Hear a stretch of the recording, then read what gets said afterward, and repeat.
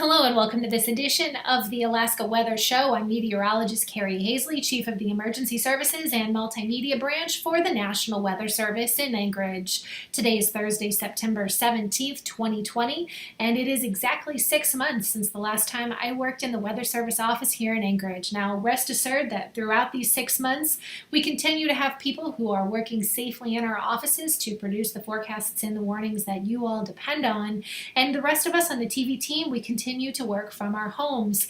Thank you for your continued support through these last 6 months. Thank you for sticking with us and being fans of the Alaska Weather Show. I always love to hear from you, and if you want to give me an email, my email address there on the screen is carrie.hazley@noaa.gov. Now, if you're looking for weather information, there are other ways you can get information there by calling the Weather Information Line number on your screen, 1-800-472-0391, and you can always find us on the web. That's weather.gov/Alaska. Now, if you replace the words Alaska with the words Anchorage, Juneau, or Fairbanks, that takes you to a map that's zoomed in a bit on that particular part of the state. Sometimes it makes it a bit easier to find the place that you are looking for when you click on the map for the forecast. So moving on now, let's take a look at the watches, warnings, and advisories across the state. Actually a pretty empty map despite having such an active weather pattern.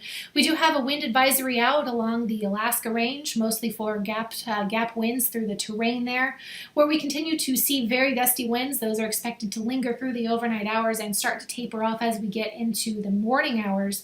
We'll see the wind weaken from west to east first, so by tomorrow morning around the Denali area we will look for the winds in that vicinity to drop off and then continuing to improve as you get later in the day further eastward. There are no other watches, warnings, or advisories out despite the active weather pattern. We do have gusty winds across a lot of southern mainland Alaska, nothing quite reaching advisory level criteria, but certainly gusty conditions nonetheless.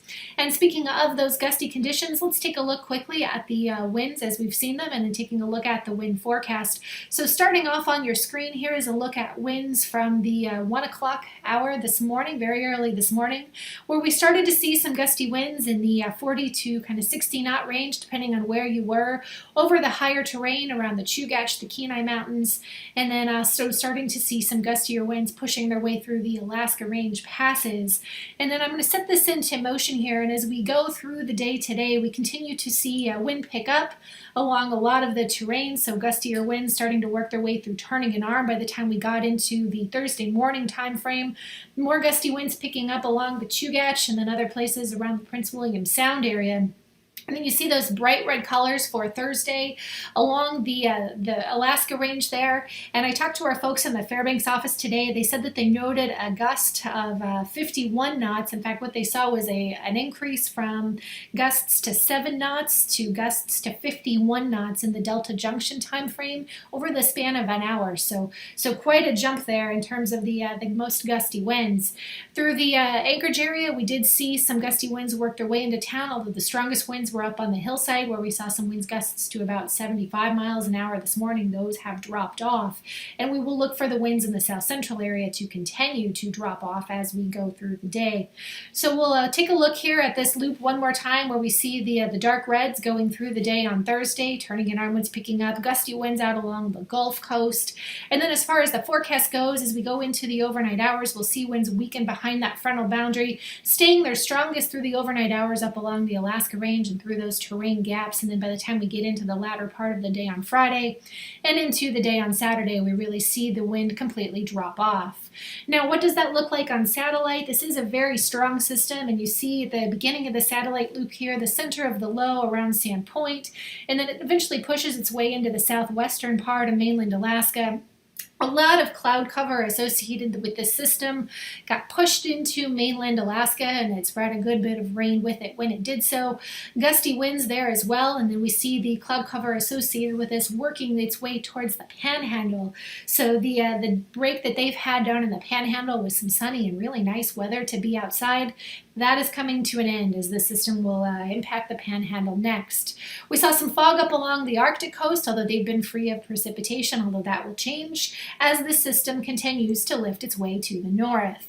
Now, as far as the weather goes today, that 985 millibar low in the afternoon hours made its way into the southwestern part of mainland Alaska, there around the YK Delta area, and the frontal boundary lifted its way across south central Alaska and then also pushed its way into the Seward Peninsula area. So the strongest winds in most places were right as that frontal boundary was moving through, and then behind the frontal boundary we will start to see the winds drop off. In fact, here in the Anchorage area we've actually gotten some sunny skies to go through the afternoon hours because we've got some downslope conditions off of the terrain. Clouds and rain will fill back in as we go through the overnight hours, however, and widespread rain still expected across most of mainland Alaska as we go from the afternoon into the overnight hours tonight.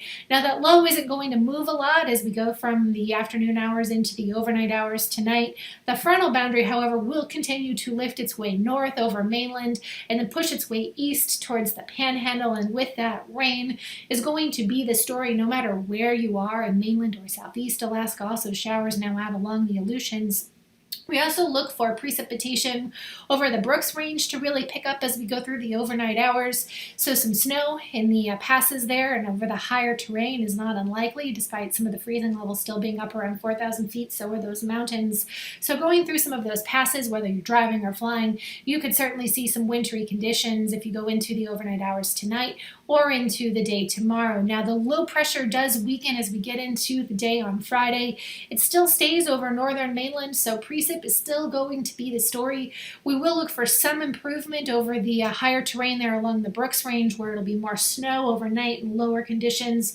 And we'll see some improvement as most of that precipitation changes back over to rain. So good news, we're not looking for any of this precipitation to really stick around. At least we're not looking for snow to stick around as we get into the day on Friday. Snow is also going to be the story along parts of the Alaska Range and part of the Wrangell-St. Elias and for that higher terrain. But rain down in most of the places where we have our settlements. So that's going to continue to be the story there. Now, Friday, this area of low pressure spins off that frontal boundary that works its way towards the Panhandle and then weakens pretty quickly as it gets there, but not without giving them a good shot of rain. And then we can turn our attention to a couple of other areas of low pressure. One along the Aleutians that's going to work its way towards Kodiak as we go towards the weekend, and that'll be the next weather maker for a lot of us. And then we see a frontal boundary out in the far western part of the Aleutians. That's going to be the next big weather system as we get into the weekend. So turning our attention to Saturday, that system, a 977 millibar low, centered out around Shimia by the time we get into the day on Saturday. So rain and gusty winds, those are going to be the story all over again with this new system. And then we have that area of low pressure that just passes south of Kodiak Island and in towards the Gulf of Alaska. So that's going to keep the wet trend along a lot of coastal areas across mainland Alaska, and then interior Alaska. You're going to keep the shower activity as well. Saturday, again, snow likely along the higher elevations over the Brooks Range, maybe even a few flurries up over the Arctic coast, although we're looking for most of the precip up there to be more in the mixed type. But wet and windy weather really continues to be the story as we go through this transition into fall. Now, as far as low temperatures go, as we go through the overnight hours and into tomorrow morning, most places across the state should keep their temperature above freezing, so that is good news if you're not looking for frost and you want to keep your plants alive just a little bit longer. I know I do. Coldest temperatures up on the Arctic coast, 36 to 37 is going to be kind of the range for temperatures up there. Into the central part of the interior, temperatures are going to be primarily in the low 40s to kick off Friday morning. For Yukon at 42, McGrath at 41, and then down towards Bethel, 43 to kick off your Friday morning. We do see temperatures over the highest terrain get below freezing, so while we don't have any sites on the map that are reporting a temperature below 32, a good part of the Copper River Valley is going to get pretty close up over the higher terrain there. Same is going to be true around Denali, where it's going to be quite cold for the overnight hours. 43 for an overnight low in Talkeetna tonight, 45 for the Kodiak area, and then temperatures in the low 50s for the southern part of the Panhandle, upper 40s for the northern part of the Panhandle. So we do see good recovery recovery as we get into Friday afternoon, though, where we see a lot of temperatures get their way back into the 50s across a lot of mainland Alaska. And then up over the Arctic coast, we even see some temperatures get into the mid-40s. So Dead Horse and then over towards Barter Island, 45 degrees is kind of where we're looking for you guys to top out. AKwx at 39 for a high temperature. For the day on Friday, Dead Horse 45, and then Fort Yukon 57. Further down into the interior, 49 for a high at Galena on Friday, 48 over at Nome. Hooper Bay will look for you to be around 50 degrees, 50s all along the Aleutians and the southern part of the Panhandle. Could even see some temperatures down around Ketchikan and An Island. Hyder, you guys could peek out actually into the low 60s. Now for Saturday morning, again, we see temperatures getting into the 30s, and we actually see some cooler temperatures in parts of the interior now where you're getting into 30s for a time here, and then we'll see 32 for Anaktuvuk Pass for Saturday morning, 34 to AKwx, 40 at McGrath there, 39 to kick off Saturday morning down around Kodiak Island, and then temperatures mostly in the 40s for the Panhandle. Saturday, not quite as warm as Friday. Most places we don't see any 60s on the map, but still upper 50s for the southern part of the Panhandle. And then mid-50s will be kind of the main story for the northern interior.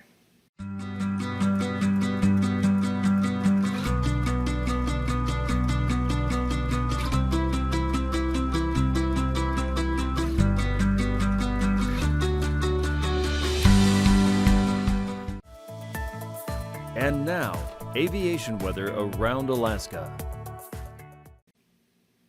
And moving on to aviation weather now, we'll start by taking a look at flight category conditions across the state for Friday morning, where we will see widespread IFR along the Arctic coast, mostly due to fog that will settle in there overnight and linger into the day on Friday. IFR conditions also likely across much of the Brooks Range as we go through the day tomorrow. With that, we'll see widespread snow showers across the Brooks Range. That's what's going to bring those ceilings and visibilities down. And then across a lot of mainland Alaska, also some IFR conditions, particularly in places like the Bering Strait and parts of the Seward Peninsula, along the Killbuck Mountains, the Alaska Range, and then out along the Gulf Coast. Another area of IFR likely out along the Aleutian Chain to kick off Friday morning, with marginal VFR conditions expected across a lot of mainland and the Bering, where we will continue to see widespread rain. That's going to be the main trigger there for bringing down our ceilings and our visibilities. That widespread rain across mainland Alaska will linger into the day on Friday afternoon, so we'll continue to see those marginal VFR flying conditions across a lot of the state on Friday. IFR conditions are going to stick around up on the Arctic coast with some fog up there. IFR conditions along the Brooks Range tomorrow, so not much improvement as snow sticks around. And then some IFR conditions along the Gulf Coast, most of that up in the terrain, and again because of snow at higher elevations. Now for the day on Saturday, IFR conditions are likely again up along the Arctic coast, although we will see some precipitation work its way up that way. As far as IFR conditions go, we'll continue to see those along the Brooks Range and out along parts of western mainland Alaska, especially in the vicinity of Shaktoolik up around towards the Seward Peninsula, and then along the mountains in the Talkeetna Mountain area, the Chugach area, and then over towards the Wrangell-St. Elias Mountains. Again, IFR conditions and widespread marginal VFR again likely on Saturday, going to stick around into the Saturday afternoon time frame as well. We see a lot of IFR pushing its way into the far western part of the Aleutians. That's another area of low pressure pushing its way in there, bringing in widespread rain. So again, we'll continue to see very low flying conditions as well as some gusty winds out there as well, and IFR conditions sticking around over the Brooks Range. Now for your past conditions, starting off with the Brooks Range, IFR conditions are going to be the main story for Anaktuvuk Pass, though we could see some improvement to marginal VFR in the afternoon time frame, especially on the north end of that pass. Same is going to be true for Adigan IFR into marginal, and then down towards the Alaska Range, we'll go to marginal VFR to kick off our day at Lake Clark, and then IFR for Merrill and for Rainy. Marginal VFR conditions for Friday up at Windy Pass, and then Isabel IFR improving to marginal. We'll see Mentasta start the day off at marginal VFR and then improve up to VFR for the day on Friday. Over to Tanita, IFR conditions likely to stick around through the day on Friday. Portage Pass also likely to stay IFR. And then finally down into the Panhandle, we'll see Chilkoot and White Passes for the day. They're going to be marginal VFR. Now looking at our freezing levels, the coldest freezing levels are going to be out along the northwestern part of the state, where we see freezing levels down to about 2,000 feet. That surface line for the most part is going to be well offshore. The exception there, of course, is over the terrain, where you see terrain higher than the freezing level. We do have below freezing conditions, and we are seeing some snow. 4,000 feet for most of the rest of mainland Alaska, and then when you get further to the east, into the eastern interior, parts of south central, freezing levels there between 5,000 and 6,000 feet, and then down to the Panhandle, freezing levels all the way up to 8,000 to 10,000 feet for most places. With a lot of moisture lingering into the day on Friday, icing will continue to be a story that we're going to be concerned about. So any place we have clouds, we have at least some potential for ice, and then with the freezing levels being right where they are, the pockets there where people like to fly are the ones where we're most likely to see the icing. So widespread, isolated, moderate conditions, and then some patchy areas where we can see more considerable moderate icing conditions across the central part of the interior, along the Gulf Coast there where we're going to continue to see widespread shower activity, and then down along the Aleutians. As far as winds go, taking a look at the jet stream, we do see winds getting pushed into the Aleutians at the upper levels and peaking out there between 90 and 100 knots, and then we see the jet kind of dip down into the North Pacific and push back up into mainland Alaska around the Yakutat area where winds are peaking out at about 100 knots. Down to 9,000 feet, we will continue to see very gusty winds across parts of the Alaska Range, with winds peaking out to about 55 knots. And then at 3,000 feet, still some places, especially in western Alaska and up along the Arctic coast, where our 3,000 foot winds are going to be up as high as 40 knots. Very gusty winds at the 3,000 foot level along the Alaska Range and along parts of the Aleutian Range. And so what that translates into is an active turbulence day for the day on Friday, with considerable moderate turbulence expected across most of mainland Alaska, across the central part of mainland Alaska, and then isolated moderate turbulence likely other places. Good evening, my fall friends. Trace here to help you wayfind around the skies. Autumn is my favorite season to stargaze because it's just so crisp outside. Let's use this coolness to find the celestial princess Andromeda. To spot her face east anytime this week after sunset. There you might recall the Great Square of Pegasus from last month. Starting at the upper right counterclockwise, we have Markab, Shiat, Alpharats, and Algenib. That's the body of old Peggy. Draw a line to the left from Alpharats, and you'll find Andromeda's hip, Merak, and Almach, her foot. If it's dark enough where you are, up and to the left of Merak is the furthest object that we can see with the naked eye, the incredible Andromeda Galaxy M31. It's a barred spiral galaxy just like ours. Chances are, if you've seen pictures of our galaxy, they're really just M31. Keep looking up.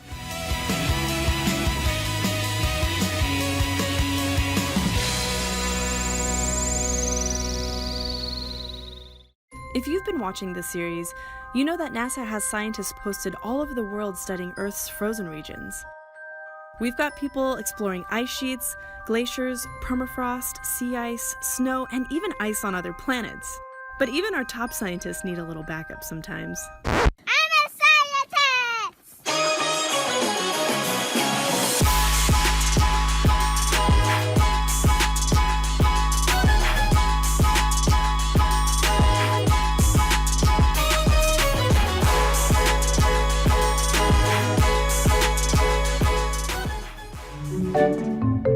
Do you like going outside to do science? Yeah, Why?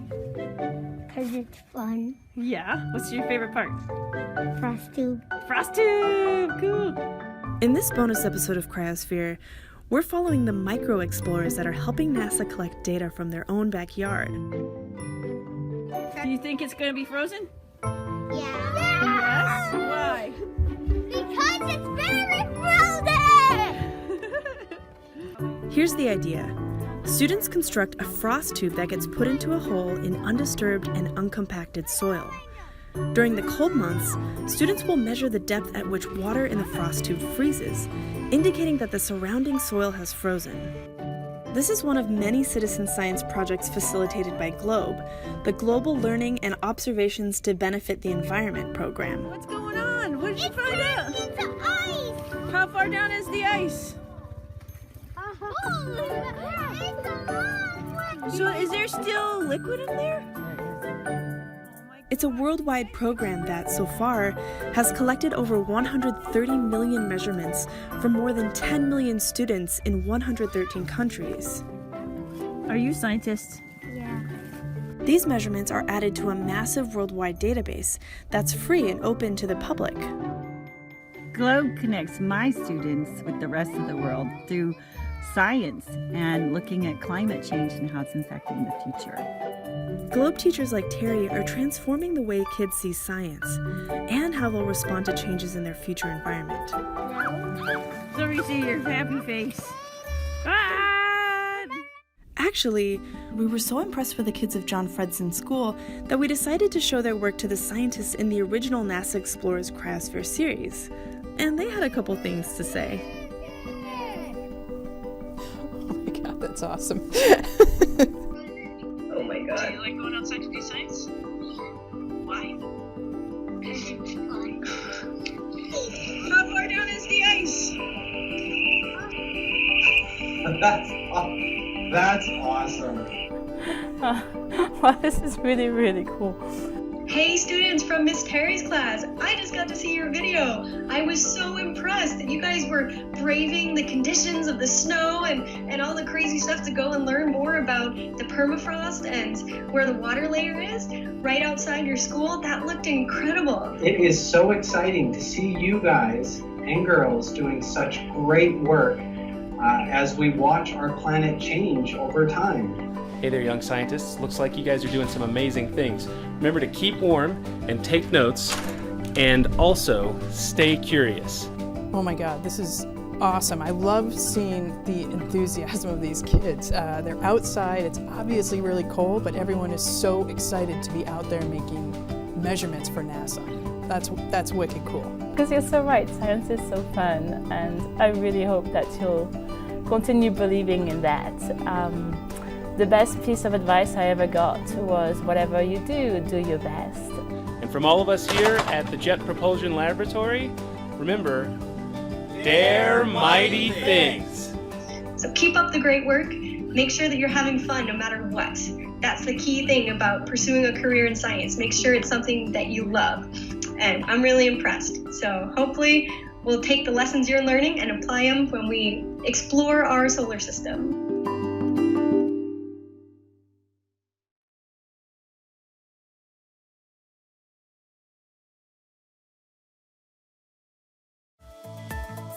And now, marine weather around Alaska. And welcome back now. Let's take a look at marine weather conditions across the state of Alaska, starting off with a look at the most recent sea ice forecast from the Alaska Sea Ice Program. Greatest ice concentration continues to be over the Beaufort Sea, while the Chukchi Sea is wide open.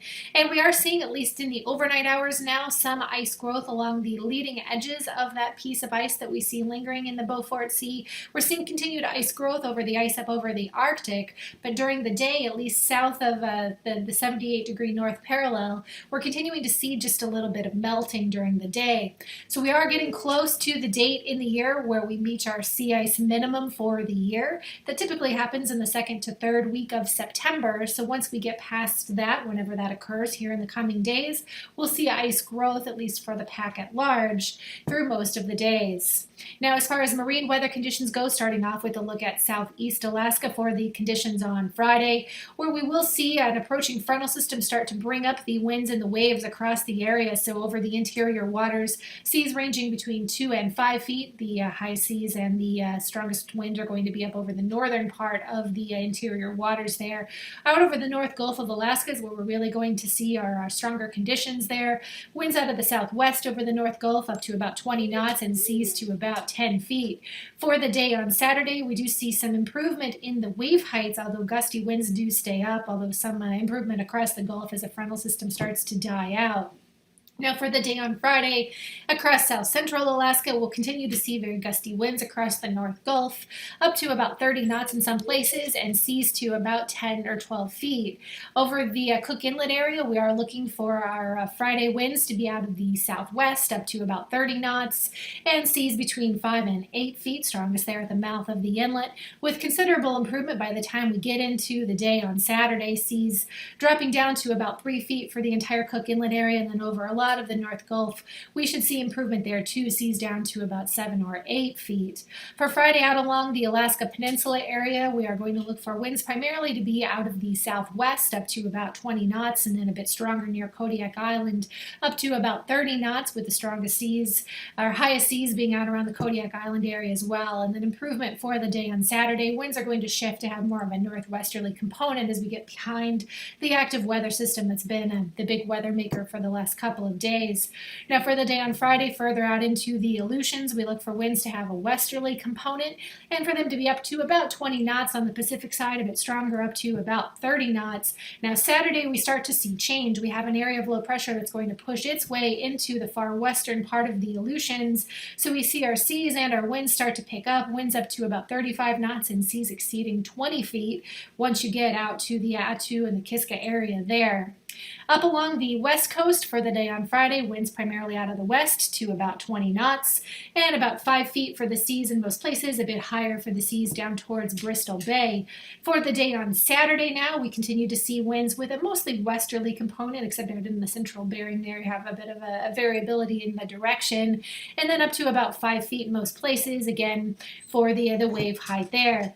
Moving up along the Arctic coast, winds primarily out of the northeast in most places, some places more out of the north.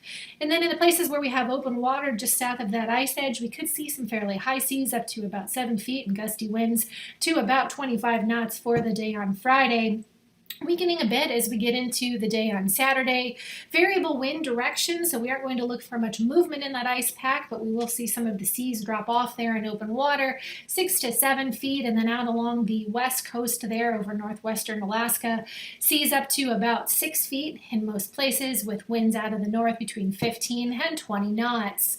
So let's take a quick look at what's been going on again weather-wise across the state, and then we'll look a bit out into time here. So we do have an active weather pattern, an area of low pressure across the western part of mainland Alaska, a 987 low that's continuing to bring gusty winds to the southern part of mainland and through the Alaska range. We'll look for that to continue through the overnight hours. Some snow up at higher elevations and widespread rain across mainland Alaska. Rain making its way into the Panhandle area as well. For the day on Friday, that low really does weaken quite a bit, but it stays anchored up over the northern part of the state, where we will see some gusty winds and maybe some snow over higher terrain along the Brooks Range. We'll look for the precipitation to linger out along the Gulf Coast, where we can see some snow up over the Wrangell St. Elias, and rain really works its way into the Panhandle for the day on Friday. For Saturday, active weather with multiple systems working their way into the area. These forecasts are for planning purposes only. Call 1-800-WX-BRIEF for a formal pre-flight briefing. Always file a flight plan before you go flying. The U.S. Coast Guard Auxiliary urges you to leave a float plan with a friend or the harbor master before you go boating.